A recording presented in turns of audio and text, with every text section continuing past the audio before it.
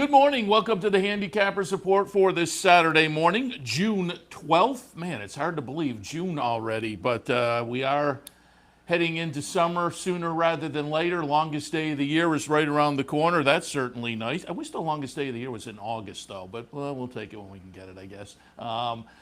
Saratoga, not too far away. Belmont Stakes in the rear view mirror, and normally we would talk about that at the top of the show with our colleague Brian Nadeau, but we checked in last Sunday and got a recap of that, so we'll have to have some other subject matter. Brian, good morning. Good morning, Seth. Casual Sunday last week, and we ran through it all. So, it was a great weekend last weekend, and handle was astronomical. So it was great to see everyone, fans back at Belmont to support, and third leg of the Triple Crown. And as you said, Belmont's in the rearview mirror, and now there's only one thing to do, and that's look forward to Saratoga. Absolutely. We've been the last few weeks getting set for our presence up there, as usual, out by Clare Court, and we'll be up again bringing you all the great morning programming. So hopefully everybody's and just I was out again last night, and people are like, hey, can't wait for Saratoga, and what's it going to be like? And I think I keep saying, for vaccinated people, I think it's going to be pretty much back to normal, I'm assuming. We'll see, but knock on wood. Talk to coming up at the top of the hour, Racing Across America. Taped it yesterday. We're going to have Tim Wilkin on. We will be doing a little recap because Tim was at all three of the Triple Crown races. So we're going to recap just the Triple Crown before we say goodbye to that. But I also have Ron Gearking coming on from Daily Racing Forum. You know, Ron. Nice. And I said to him, we have missed our trips up there. He said, you know what? After we finished the interview, I had a conversation with him. And he said, you guys maybe plan for that September trip, because he said maybe it'll get back to normal there. But I bring it up because, A, people should tune in at the top of the hour, and Woodbine comes back today. But B, whereas we're a little bit hopefully heading back to normal, they're still struggling a little bit, according to Ron, chasing the vaccines and whatnot. But they start racing today, and as Ron said, as the summer progresses, they're hoping things move in the direction we've moved over the last few months as well. Yeah, I got to spend a lot of time with Timmy in Louisville this year, so that was great. A longtime friend, one of the legend of back home and of the turf, really legend all around. But we love Timmy, so that's cool. And Ron's such a good guy, and you're right. I'm glad you did that. I'm glad you mentioned that, because finally our friends up there, Klaus and Ron and Robert Geller and everybody up there, they've always been so accommodating to us, you and I, Seth, and I know Mike and Sully back there. Everyone's been up there, and it was just a tough situation. There's no two ways about it, and they're about 2 months late. I think they are exactly maybe 2 months late, give or take. And finally, it's great to see they're going to have a 99-day meet, I think predominantly Friday, Saturday, and Sunday. I know Jim Lawson, they're the main guy up there, has been chomping at the bit, and he said all the right things. So finally, they get back to doing what they do best up there. And but we've made a lot of good friends up there over the years, and they've always treated us just absolute aces up there, and couldn't say a bad word about them. So that's very, very exciting. Queen's played, I believe, in August, right, Seth? And It's Sunday this year. I know Jim Lawson specifically said didn't want to run against Saratoga, so we're going to do it on a Sunday this year. You and I have done that many, many, many times, and we've had many, many, many good times doing it as well. So, support them up there. Keep an eye on them up there. They've got some major monster stakes races up there, a lot of Breeders' Cup winning your ins with the Woodbine Mile this summer, the Natalia and all that stuff, some big stakes Saturdays as well. So, couldn't be happier to see those guys getting back to doing it. Yeah, he said Pink Lloyd is back on the work tab at age 9.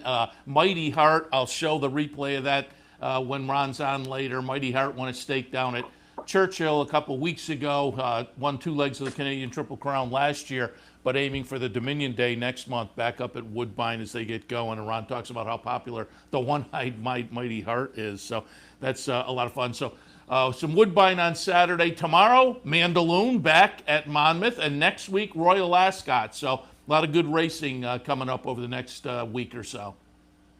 Yeah, Mandaloun preps for the Haskell in their Pegasus tomorrow, 5-horse field. He'll be, 1 to 5, 9. He's got to back up that Derby, but I think now it's very I think it's very easy now to just draw a line through the Louisiana Derby for whatever reason. You focus on his overall body of work, and he should romp tomorrow. And you would think, regardless, I heard Medina Spirit could go to the Haskell. It's one of the few places he's allowed to be.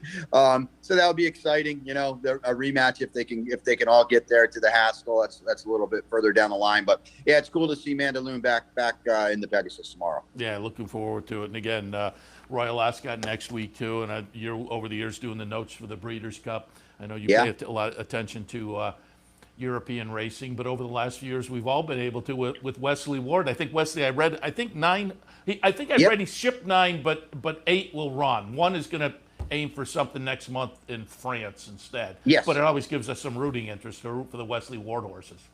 Yeah, I read the same thing as you did. So, and I think he's up to 10 or 11 wins at Royal Ascot. It used to be like an anomaly and this crazy feat, and now it's just kind of common ground for him because he ships over these rocket ships, and they still. It's interesting, Seth, because now it's been upwards of a decade now since Wesley kind of has attacked this meet in earnest, and they still kind of haven't figured it out. I don't know. Maybe if they don't care, that's not the right word, but it's like maybe they're not going to adjust their program just to beat Wesley Ward at Royal Ascot in some of these 2-year-old races. But it's clear that he brings over these Keeneland and rocket ships, and they can't catch them, and they haven't adapted yet. And definitely right now he's got he has such a good feel about what not only over there, but what horses to bring over there. And the Europeans haven't been able to adapt. It's just not their style to, run fast early, all out, even in these 5 furlongs, 5.5 furlongs, 6 furlong races. And WW's been, I think it's really cool. I mean, we could have another discussion about how, I don't know the right word. These 2-year-old races where they give away $100,000, and we've got this 4-horse $150,000 stakes race last week at Belmont. I think that's terrible, but he's done such a great job at getting these horses ready, and it's kudos to him. He's taken advantage of what they're giving him, and he's literally made millions of dollars doing it. Well, you say they don't really train for that over there, right. And so they're not ready for his kind of rocket ship. But the fact of the matter is, we train for it over here, and we're not ready for a rocket ship. That's a good. People hop on those 2-year-olds at Keeneland in April. You automatically go to the Wesley Ward horse. Yeah, that's a very good point too, Seth, and I agree wholeheartedly in those, and he's got real horses in those Keeneland races where, no disrespect to anybody else, but for the most part, maybe you see a Brett Calhoun or a Steve Asmussen horse in there, but for the most part, you're seeing $1,500, $5,000 kind of, purchases that you'll never be seen again. And Wesley's got real horses that he either bred or owns, or he's got prolific clients. And yeah, they just lay over those fields for $75,000 or $100 here at Belmont. I don't get it, but they don't pay me to get it. And he's clearly also training, and it makes such a big difference. They break, those 2-year-old 4.5 furlong races. Boom, they're out in front immediately, and so he's training for that. Before we get on to you're going to look at a little Belmont. I'm going to look at some Monmouth today because at Churchill today is an evening card. So folks should keep that in mind. There will be nighttime thoroughbred racing available here, so you can play Churchill tonight. But before we get to that, saw you on the pregame and the paddock commentary at Gulfstream yesterday with our friend Ron Nicoletti, and you're going to be back on again today, correct? I had one hell of a time yesterday with working with Ron for the first time. And as I said to you, you've known him forever. I joked yesterday, we've been, ships in the night over the course of the last 10, 15 years. I've never really, sat and traded barbs with Ron. We've never really been able to do that. It's just a nod here. Hey, how are you? Good to see you kind of thing. And so I don't want to say I was apprehensive. That's not the right word, but I didn't know how it was all going to go yesterday working for Ron. And man, I had such a good time, Seth. And he said hi to you. I know you've known him forever. And we had a blast, and the whole kind of crew was there. Dave Joseph, Billy Badgett, Ed Gray. So I had a lot of fun yesterday, just kind of talking shop with those guys, and it was fun. And then, I'll be back today with Ashley Mayu as well. A good 12-race card, a nice stakes race, a really good stakes race. The Ginger Punch fillies and mares, state breds on the grass. And I think the morning line favorite's like 3-1 in a deep field. So, it's fun. So if you're playing at home, Rainbow Six is a $400,000 guarantee. So I'll be back there today, 12 races. And it just kind of adds to the depth around the country today. And I didn't realize that about Churchill. So I'm kind of glad you said that, because I'll get home tonight, maybe crack a beer and amp up that Capital OTB account and fire in Louisville. We'll be checking in with you when available during the day today down at Gulfstream. And was our man Dennis on the camera? Yeah, Dennis is on the camera as well. He's a good guy. Boy, he's been so good to us. So you and I over the years when we've done that, very fortunate to do that show for Florida Derby weekend. So Dennis was on the camera as well. So yeah, the gang was all there yesterday. Absolutely. It was fun. Another place we've missed going. I mean, you're down there, so you've had the opportunity. But of course, the past couple of years, we haven't been able to make Florida Derby weekend, so we've missed some of the trips. Hopefully, as we get into maybe later this year and certainly next year, we get back on the road. But we will go virtually on the road on this Saturday morning. As again, you'll take a look at Belmont Park. I'll take a look at Monmouth today. Let's kick it off in the opener at Belmont. $16,000 conditional claimers going 6 furlongs. Your thoughts in race 1? 1 over to 6-8, and these are the one-sheet selections, of course, and I'll update them online and on Twitter and all that good stuff. But Linda Rice still plying her trade for the time being, so predetermined.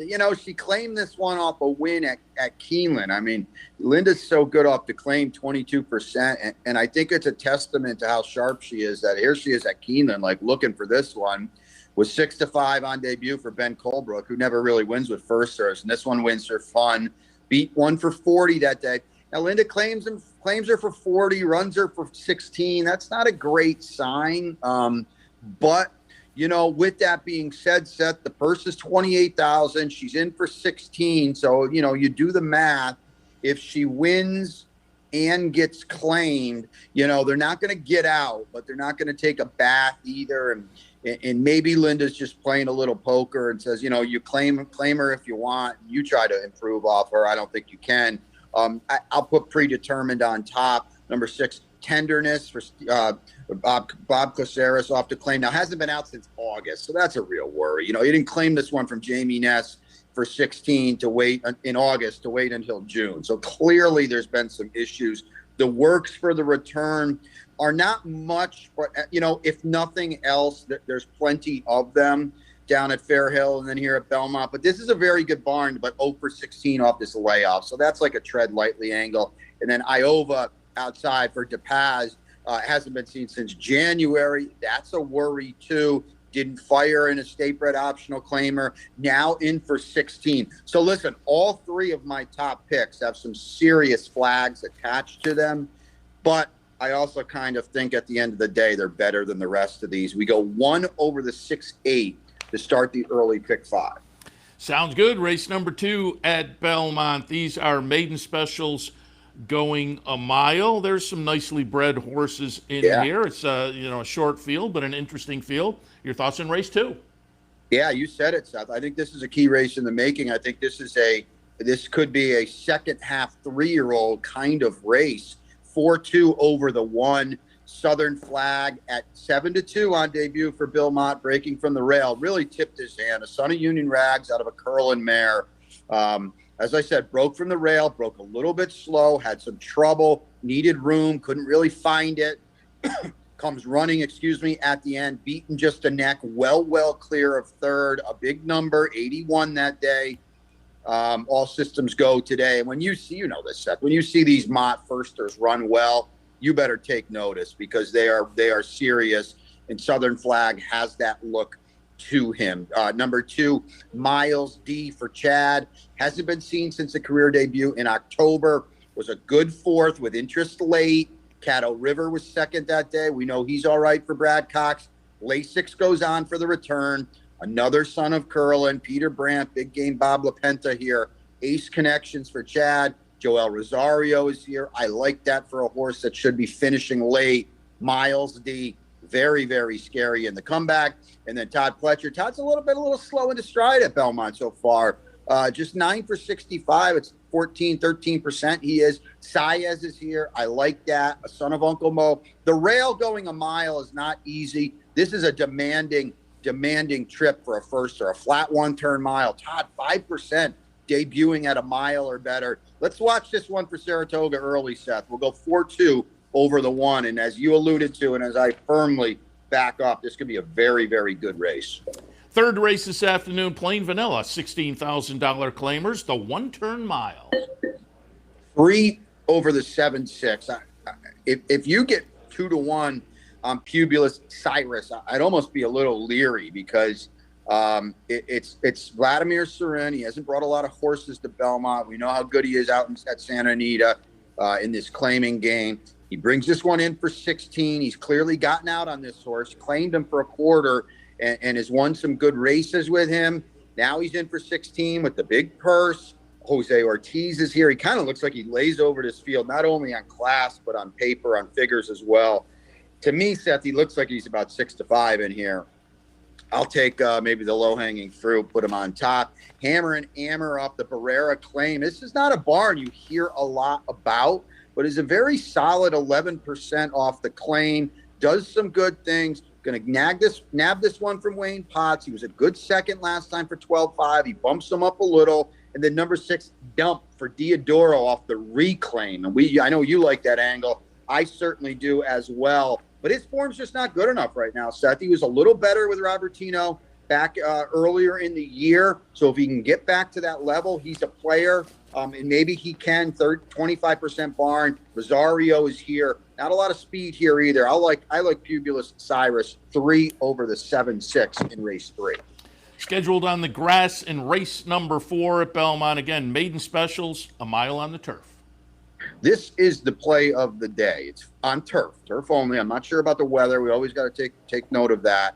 5 over the 7-1. Big Everest coming back for Christoph. I love that debut. Second last year in October. Yes, he hasn't been seen since, but this is a barn that was very, very slow at Gulfstream. You know who's pointing for Belmont/Saratoga, has really revved it up at Belmont. This is a European-bred son of the Gurkha out of a YYY mare. Kind of a weird nick here, but Rosario's here. Lasix goes on. Tactical speed, and I think a bigger, stronger version of Big Everest is going to be really, really difficult to deal with here. Like him a lot. He's the single. He's the play of the day. Realm of Law. I don't know if you noticed this or not, Seth. Probably about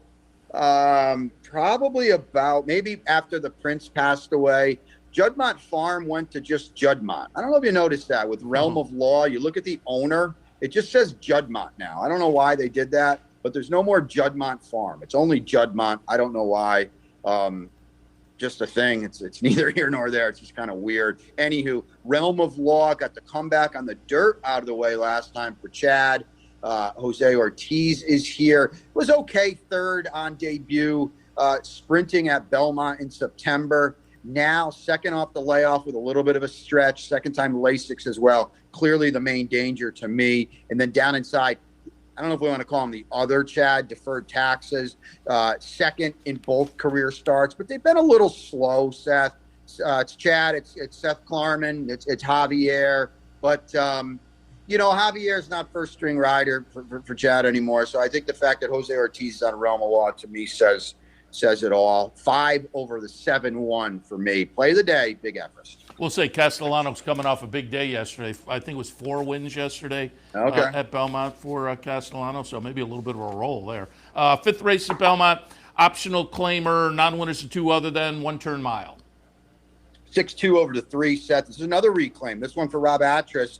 Durkin's Call really, really ran well, albeit in the slop last time, but a big, big figure that day. He's got the tactical speed on the stretch out to sit off what could be a pretty enterprising pace in here. We've got Control Group, the heavy favorite, who will be involved early or very close early. Too early, no pun intended. He'll be involved early as well. And then, of course, Daneberry will be going from the outside. I think Durkin's Call on the stretch out will be tactical, can sit off of it. He's run well at this trip before. He's going to be a square price. Let's put him on top. Clearly Control Group, the horse to beat. Let's draw a line through the Kingston. Not draw a line through it, But let's look at the races 2 and 3 back on a fast main track with huge numbers. If he runs either of those, he's going to be really tough. New York Traffic, a heavy favorite in the Salvador Mile. You're going to talk about that in a little bit at Monmouth today. Control Group, clearly the horse to beat for Wayne Potts. And then number 3, I mentioned too early, looked good winning last time for Linda Rice at 9 furlongs, 1 turn. Cuts back today. He's got the tactical speed, a big number last time. If he can back it up, he'll be in the mix as well. But I'll try for a price with Durkin's Call, 6-2 over the 3 as we get the first 5 at Belmont. 5 down, 5 still to go. Let's take a break. We'll come back and complete Belmont a little bit later on Monmouth. Stay tuned.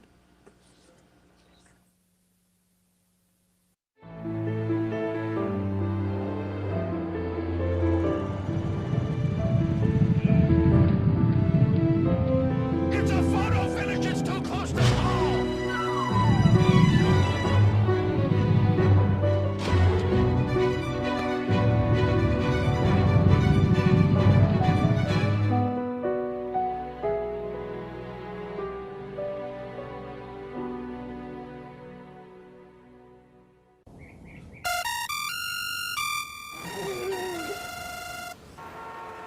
Come on. I want sales reports on my desk by Monday.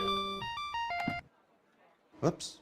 My bad. Love racing? RTN brings you every live simulcast on your home television, plus live video streaming and race replays on your PC and mobile devices. To order, visit rtn.tv. RTN, a breed apart. Welcome to Albany County, an incredible destination to live, work, and play, with easy connections to more than a dozen cities from our vibrant modern airport. It's a short trip downtown to a hive of culture and amusement, from world-class shows at the newly renovated Times Union Center to reliving the past at the New York State Museum. From outdoor recreation to shopping to nightlife, Albany County has something for everyone. We'll see you soon. Welcome back to the Handicappers Report. Seth, Merrow, and Brian Nadeau taking a look at Belmont now. Monmouth a little bit later on. Let's dive back into Belmont. Race number 6, kicking off late pick 5 action on Saturday afternoon. Maiden specials going a mile and 16th on the grass. Just a straight 5-6 to the hoop, Seth.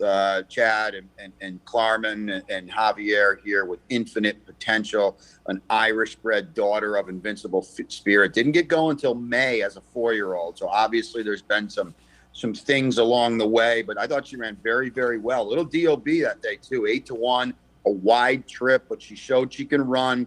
Second time Chad. We know how good he is with, he wins with firsters, but I always think, Seth, the second time with Chad is really kind of the go time. Infinite potential, tipped her hand, went 3rd that day. I expect a big move forward today. And I don't see a lot in here, Seth. I mean, Angelou is second choice on the morning line. Kevin Attard, a really nice guy. Not sure if you've had him on. I did when Starship Jubilee was rolling, and he did a Zoom with me last year on Saturdays at the spot. He was great. And Blue Heaven Farm is them. And so Todd's going to take this one over. I wonder if maybe this gal goes back to Woodbine. I don't know, but they need a race in her because you see that. And she ran fine last year in 2 starts at Woodbine. And Lady Spite Spear is a nice one.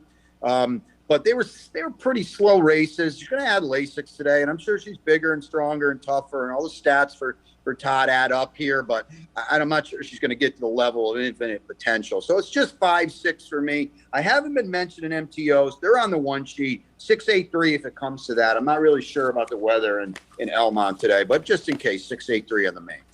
7th race at Belmont, an allowance non-winners of 1 other than 7 furlongs the trip. 7-1-2 for me. I took a little bit of a shot at a price here with Halo City. I like the fact that Luis Saez gets aboard, ran well for Natalia Lynch last time, closing to be 3rd. It was in the slop, so maybe that moved this one up. But I think there's plenty of speed in here, Seth. And I think the speed is suspect. You look at Subsidiary for Noda, and she runs this freakish number out of nowhere last time, and then there's other speed as well. Love and Love would be the other one with 2 big figures for Mike Maselli down inside. But to me, something's got to give, and I took Saez at a price with Halo City. The maybe more logical one from off the pace is Entreat for Chad and Joel Rosario. But Entreat won on debut, but where you been? You know, she won on debut in September. Now she hasn't been seen since. It was a slow race. The second place horse did come back to win, but obviously something happened to Entreat to see, you know, that she wasn't seen anywhere since then. So she's another. I feel like I've talked a lot about these kind of horses. She will be bigger, tougher, and stronger as a newly minted 4-year-old, but she's going to be over bet. She does fit the flow to me, but I'm going to put her underneath. I think she's a must-use if you're kicking off this late pick 4. And Love and Love to me is the best of the speed, those 2 big figures in a row. But I wonder if she regresses today. I wonder if she gets kind of zapped on the lead or pressing the pace. I'll put her underneath. 7-1 over the 2, late pick 4 time. Stakes action in the 8th race, the Dancing Renee, $100,000 up for grabs for fillies and mares, going 3/4 of a mile.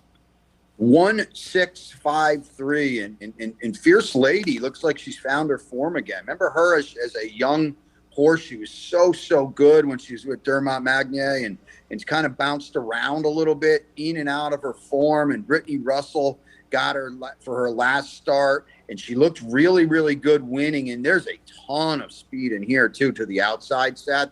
And Fierce Lady's got a stalking gear. She's probably going to let Rubies and Time and Sadie Lady go, try to get over and stalk them. And if Luis Saez can do that, I think she's in a really good spot in here. 6-1 would be a big overlay to me. I don't think she's far behind any of these gals on paper. I think she's moving forward, and I think she sits the trip too. Number 6, Espresso Shot for Jorge Abreu. You look at the 2 muddy races, 1 and 3 back, and they weren't much. You look at the fast track race and the Diageo's Rose, and it was awesome. So if she gets dry land today from a perfect outside attack post, she's clearly the horse to beat. Sadie Lady, best drawn of the other speed. 2-1 on the morning line is way too low, though. I'm going to play against her. And I want to mention Good Credence as well. She can work out a trip. She's been running well against better. 1-6-5-3, and a very good renewal of the Dancing Renee in a race where, I think you're allowed to think outside the box a little bit. 9th race this afternoon, again scheduled for the grass. Optional claimers, non-winners are 2 the condition, 6 furlongs the distance. 1-5-12-3. Now, if we are on the dirt, 4-7-6 real quickly, but Guildsman on the drop for Brendan Walsh. Jose Ortiz is here. Just got run off his feet in the sprint on Derby on Oaks Day at Churchill. Ran on a little bit late. It was non-threatening. It was insignificant, but he's back with friends today. I think he's going to like the pace he'll get, and I think he can run on. He's going to like that extra half furlong he gets too. I think that's very important. Battle Station for Robitrass moving forward. Looked good winning at the level last time. Number 12, Outside Duress for Tommy Albatrani. Won when last seen in November, but that's not going to cut it here. He hasn't been out since. Tommy's 0 for 13. It's a low percentage barn. Saez is here. I like that. They do very well together. I need to see one from Duress, though, before I get involved at an underlaid price. And Ghoul had a trip last time for Peter Miller, who's kind of struggling a little bit to find some traction in New York. Joel Rosario is here, maybe the best rider in the colony, definitely the best finisher in the colony.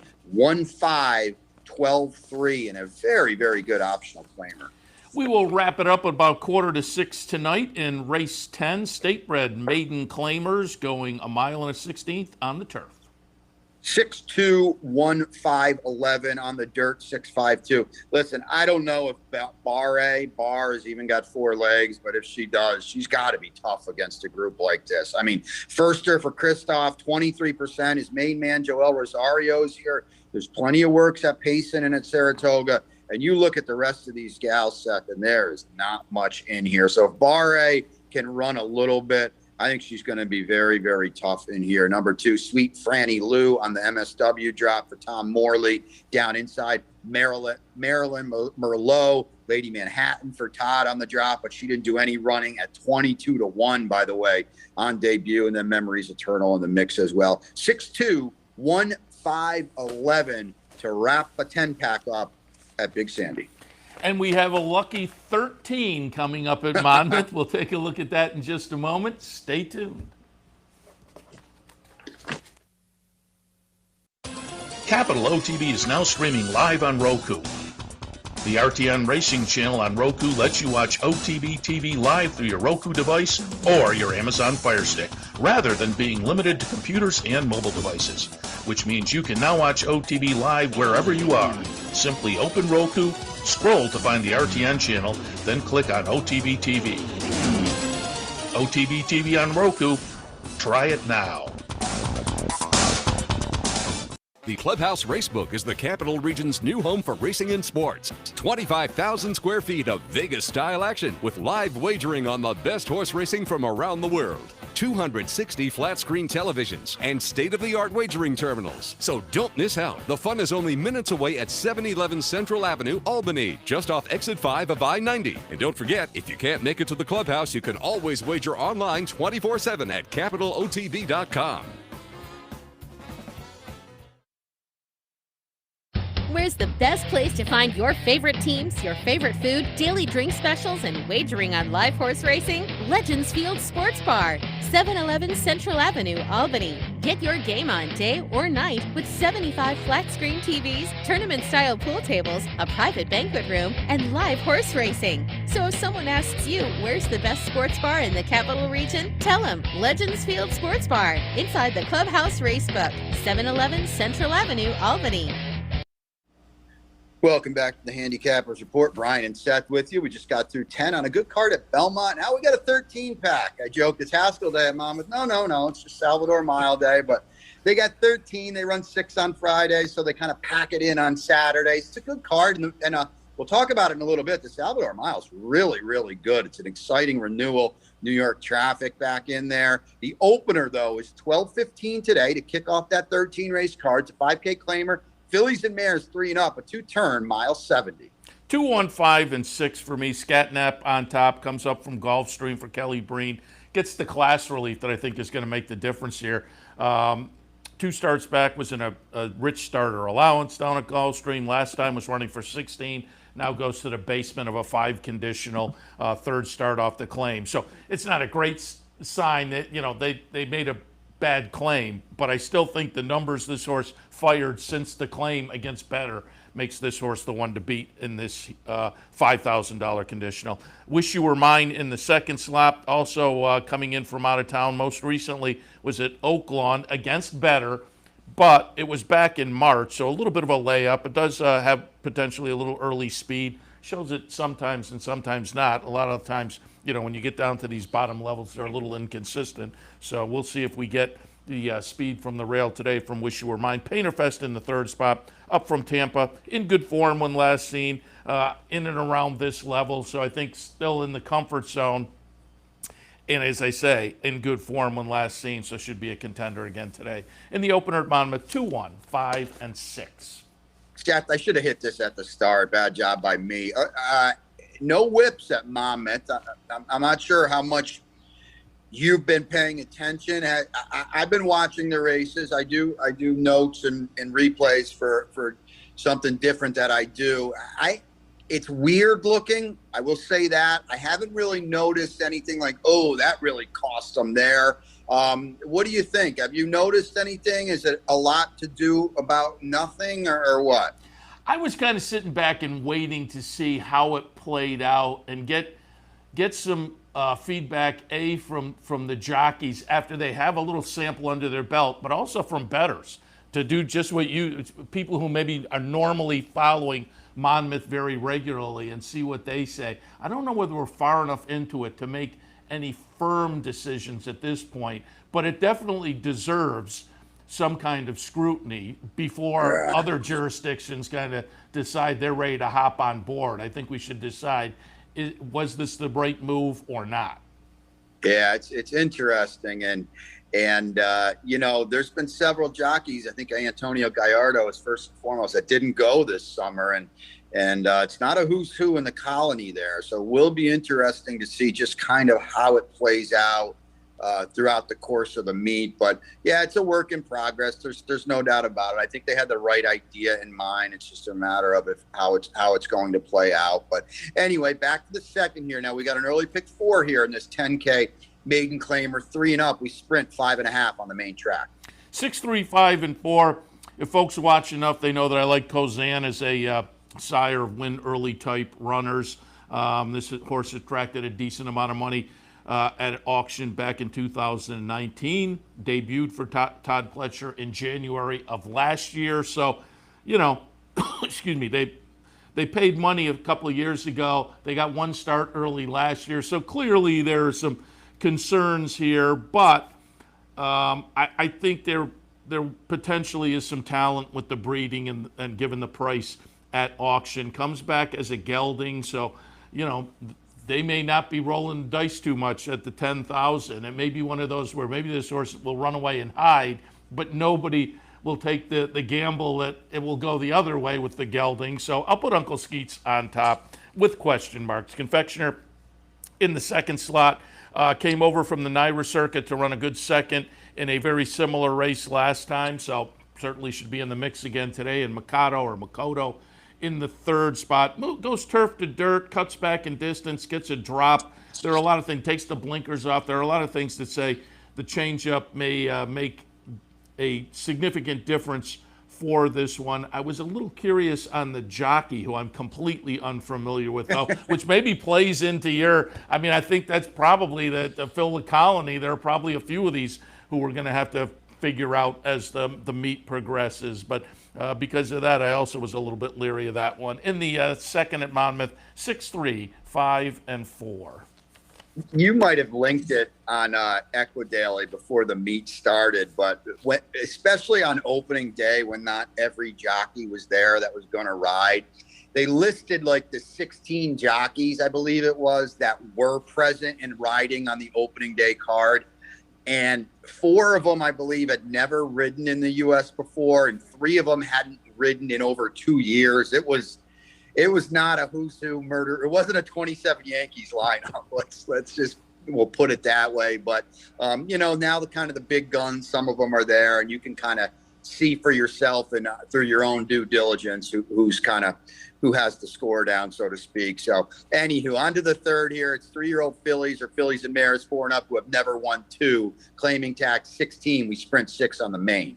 I just think Nora Rad is going to be the speed. Bahama Pearl on the outside also has some speed, but hasn't been seen in almost a year, whereas Nora Rad had a couple of starts early this year and then a comebacker right here at Monmouth last time, showing that speed before fading. I kind of think horses coming off a race like that can carry their speed a little further, but then you add in a class drop. To me, that says this horse may be the speed of the speed, may take them all the way around from the inside. Certainly would be sent from the inside. High Time Valentine in the second slot, getting some class relief. That could provide a little wake-up call to this one. Did finish behind the top pick, however, in the latest. And then La Castiglione in the third spot. Broke the maiden last time on the move to Monmouth.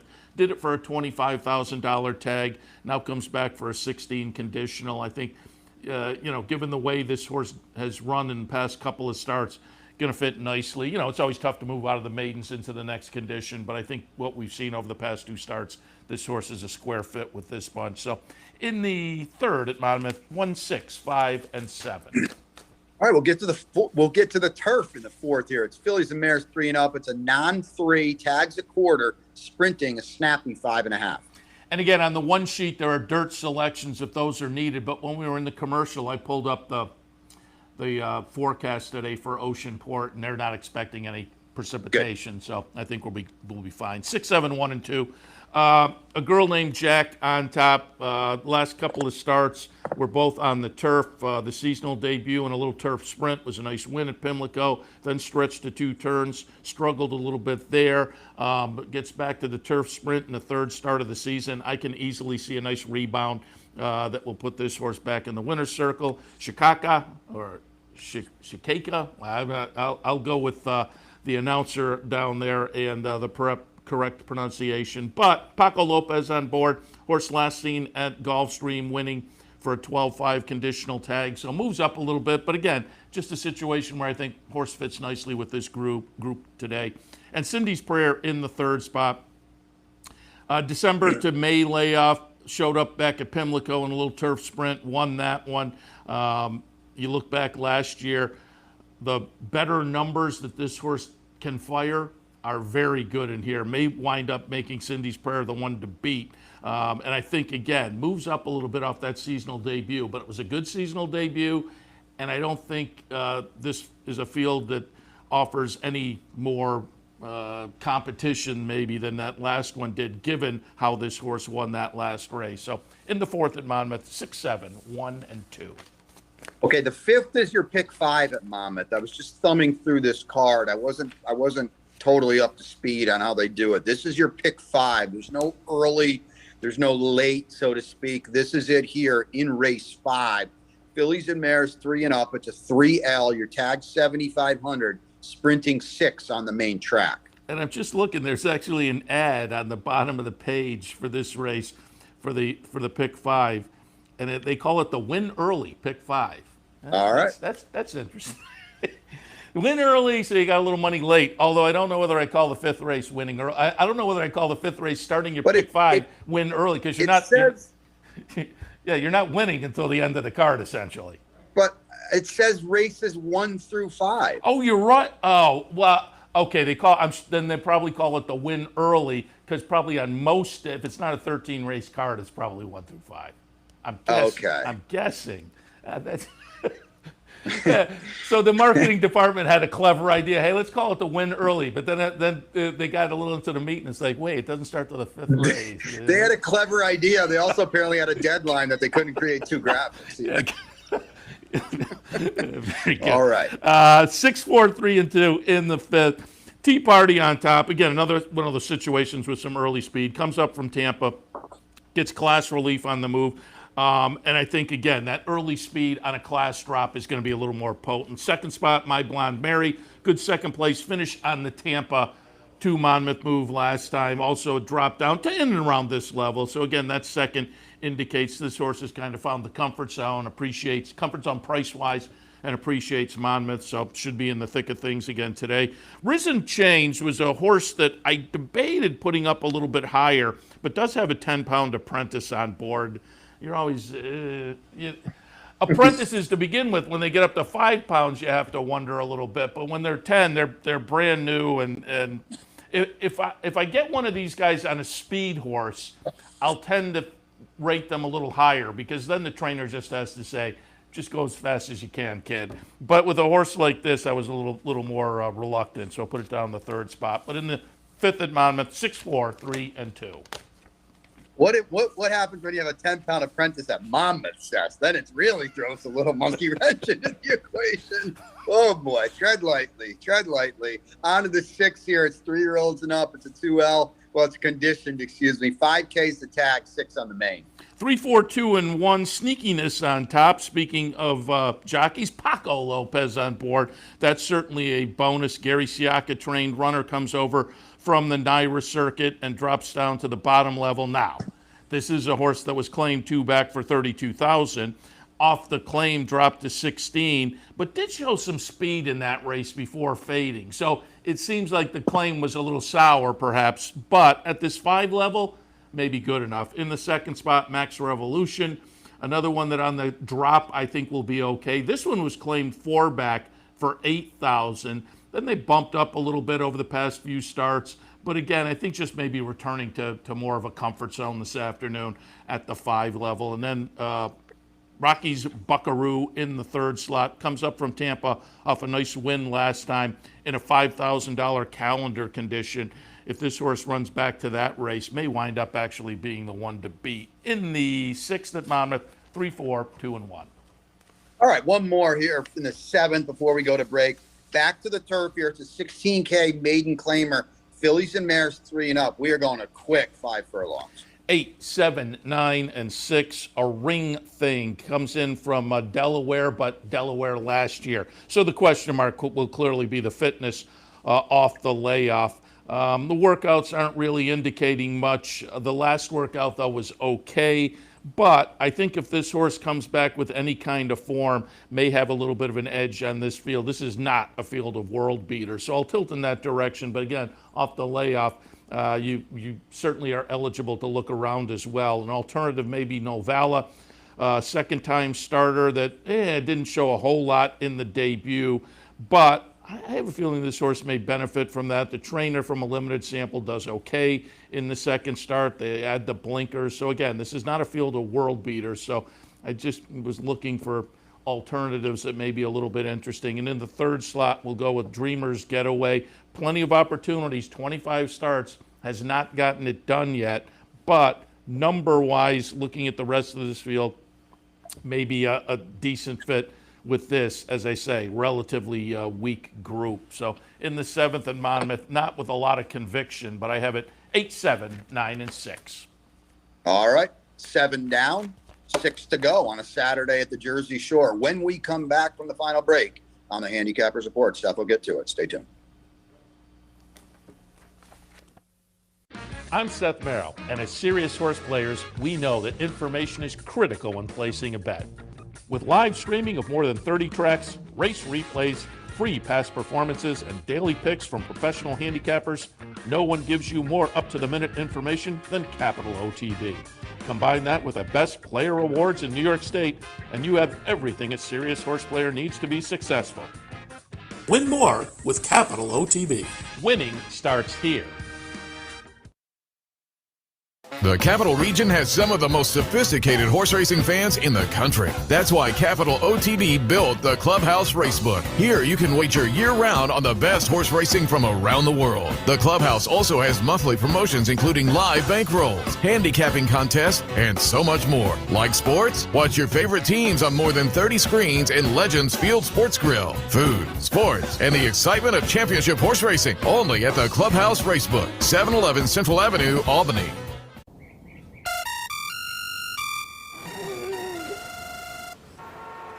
Come on. I want sales reports on my desk by Monday. Whoops. My bad. Love racing? RTN brings you every live simulcast on your home television, plus live video streaming and race replays on your PC and mobile devices. To order, visit rtn.tv. RTN, a breed apart. Welcome back to the Saturday Handicappers Report. Brian and Seth with you. We've gotten through 17 races, and we still got 6 more to go. Monmouth Park, last 6 of the day on a 13-race Salvador Mile card. It's an optional claimer in the 8th. 3 and up, 6 furlongs on the main track. 5, 8, 1, and 3. Acceptable risk on top. Started the career in the barn of Chad Brown, now goes to Todd Pletcher. The first start of the career, the only start of the career, was last September. It was a nice win right here in a maiden special at Monmouth, showing that this horse had some legitimate talent, you would think. And so off of that career debut and maybe a little added maturity, I'll tilt in that direction again. Second slot, Gallant Plunger. Nice little close-up third place finish last time for trainer Steve Asmussen down at Lone Star. Had spent the winter running pretty well at Oaklawn, so I think this horse is a cozy fit with this group at Monmouth as well. And in sight, coming in from Parks for trainer John Service, has some speed. Might wind up being the speed from the rail. I thought there were a couple others in here, though, that might keep that one a little bit of company potentially, but this is speed from the rail, so the horse will be sent certainly and may sneak away. And at Monmouth, might be tough to reel in if able to sneak away and open up a little bit as they go into the far turn. But the 8th at Monmouth for me, 5, 8, 1, and 3. On to the 9th, it's condition claimer. 3-year-olds are 4 and up, which have never won 2. The tag's 30, a mile and 16th on the turf course. 6, 7, 10, and 9. Service with honor on top. My man Mike Deeney, I was on board him quite a bit down at Tampa this winter, but as I said, as that Tampa meet wound up, he does very well also at Monmouth. A little slow getting off the block up here, but this one did break the maiden in the career debut at Tampa, came up to Monmouth, and kind of faltered last time in a similar event. I got off a little slowly that day. It looks to me like one of those situations where I think the debut may be more in this horse's wheelhouse as to what to expect. We'll find out obviously more about this one today, but I thought the switch to turf, the stretch out in the third start, I thought it was all kind of interesting. And again, we'll look for a rebound to a better performance for service with honor, and maybe hope for a little bit of a price too. We're getting 8-1 on the morning line, and I think off the latest we will get a little bit of value. Jihad in the second slot, the number 7. The numbers this horse typically throws has a little bit of an edge on a few in here. The 2 horses I have on the outside are typically throwing some better numbers, but I just thought this one, class-wise and coming up from Gulfstream for Saffie Joseph, was worth tossing into the mix as well. So 6 and 7 exact, I think, will offer potentially a little bit of value. But as I say, Logical's on the outside, number 10 and number 9, Eagerly and Elusive Ruler. The numbers these horses typically throw make both of these players as well. Elusive Ruler coming over from Belmont and gets Paco. Eagerly coming in for Saffie Joseph off a race down, coming in for Jerry Hollendorf off a race down at Oaklawn. And it was not a seasonal debut, but it was off a little bit of a layoff.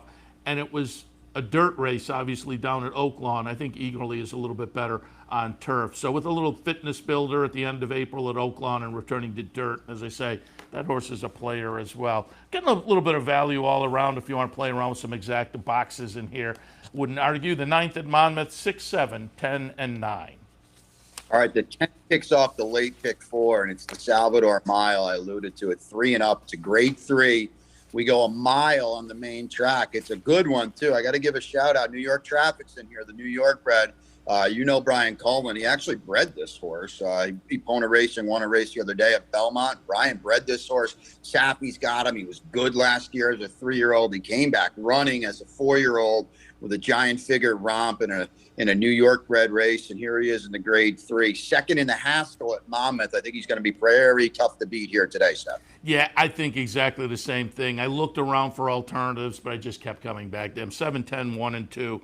And logical to come back to him. The seasonal debut over at Belmont was huge. A 103 buyer, lifetime best buyer number. His one trip to Monmouth last year, the Haskell, he gave authentic everything he could ask for, losing that by just a nose to the eventual Derby winner. So New York Traffic, I just couldn't get by him. Pirates Punch, though, hasn't been seen since the Breeders' Cup Dirt Mile. Tossed in a clunker that day, but the races before were very good, including the September edition of this race last year. Won that and won it pretty easily. Third slot will go with Galerio. Comes in off a nice win at Pimlico last time. Was in some stakes company down at Laurel prior to that and ran very well. So I think this horse could contend. And West Will Power for Kelly Breen, I also think could be interesting. Lightly raced, may have some upside potential. 2 for 2 at Monmouth. Wouldn't ignore that one if we get that 6-1 morning line prices. Certainly one at least to play around with underneath and an exacta. In the 10th, the Salvatore Mile, 7, 10, 1, and 3. The 11th is a maiden special weight, 3 and up, a mile and a 16th on the turf. And you see it in here. The barns that are at Monmouth in full force this summer. Chad's there, Todd Pletcher. I know Steve Asmussen got 40 stalls. So it's a very good product at the Jersey Shore. And you look at a horse like Freer down inside for Todd and Paco. Looks like he's got a lot of talent. You're seeing a lot of these kind of horses there this summer, Seth. And that ties in nicely to something I will bring up that folks maybe want to pay attention to handicapping-wise, and I'll get your opinion.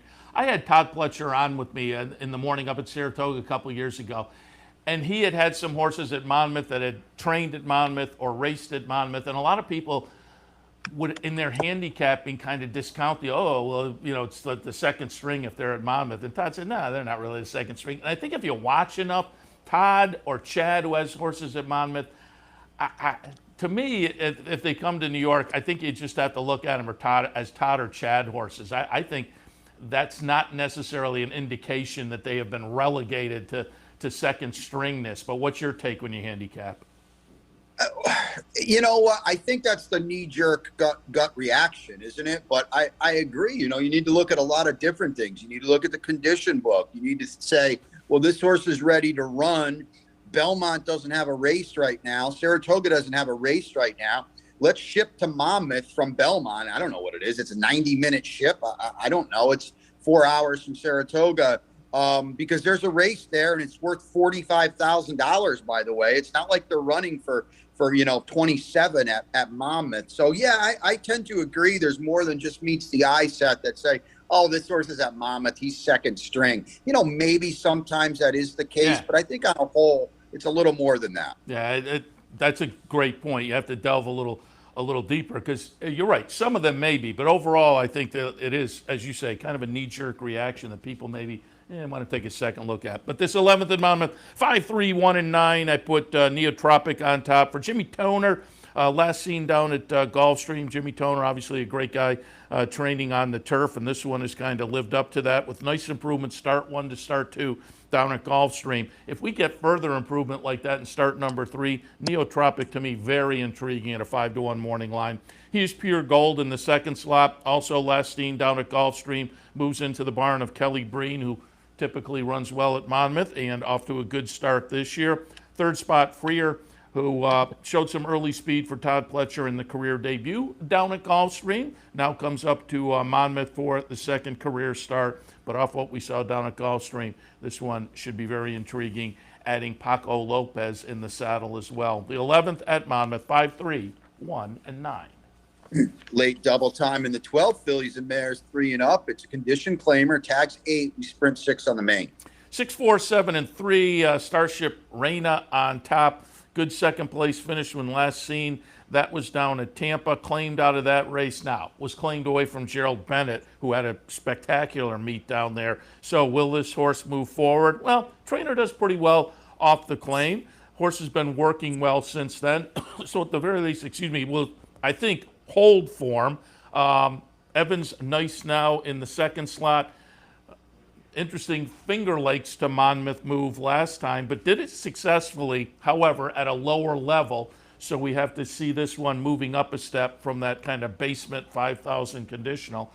And Amherst in the third spot makes the Finger Lakes to Monmouth move. But again, the last couple of starts, one at Finger Lakes and one at Parks, I think number-wise match up really nicely with this particular group. 12th at Monmouth, 6-4, 7-3.